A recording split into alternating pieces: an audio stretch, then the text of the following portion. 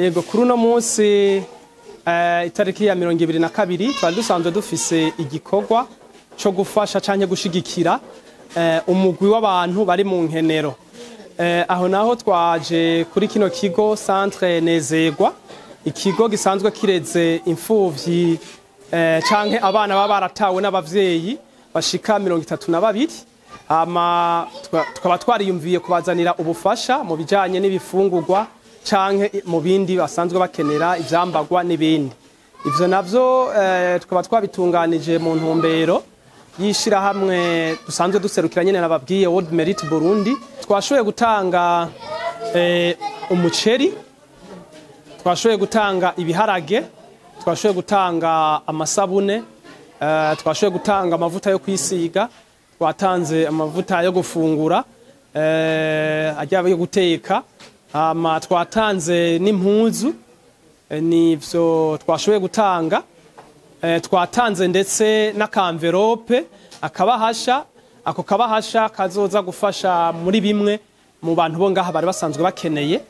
Gufasha nibisaba muri yari tugira ufashe oya, hariho abatanga 1000, 2000, 5000, muga murabona isorosoro ko rigwiriyo rigiye, mwana ko twashoboye gukora kino gikorwa. Rero wari wese arafise ivyo yoterera, nivyo noshobora gushikiriza mu kamunotera.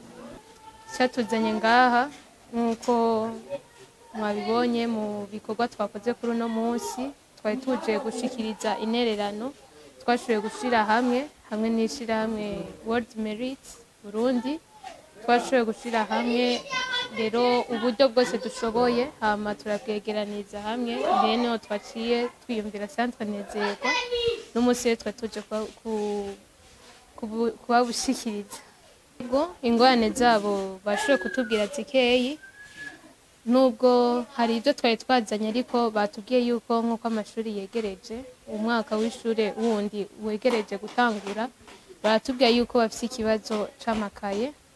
Ico nobemerera kubafasha, nzokora uko nshoboye kose nko kuri ico c'amakaye, ndashobora kubaronderera amakaye abana bakiga, bakahama nimba ari ibyo kurya navyo turashobora kudodora ahantu hatandukanye kugira ngo dushobore kubaronderera ubufasha nabo nyene babeho neza.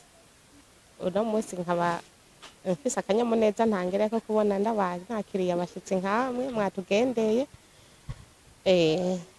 mwadutekurira agakemanyi mwadutekereye, nkaba nashimye cyane. Nabo muri kumwe batashoboye kuza nkaba nabashimiye, Imana ibahezagire cyane.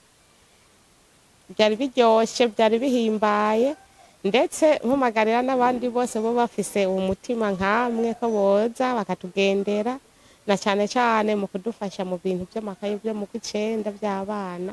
Narijya tutararonka abiyemeza ko bazodushobora kuduha nk'umwambaro w'ishuri canke by'amakaye by'abana. Ibigorana byo ntibibura, nta sima dufise, nta muntu turaronka twiyemeza kudufasha buri kwezi canke buri nka budget yo ku mwaka wose.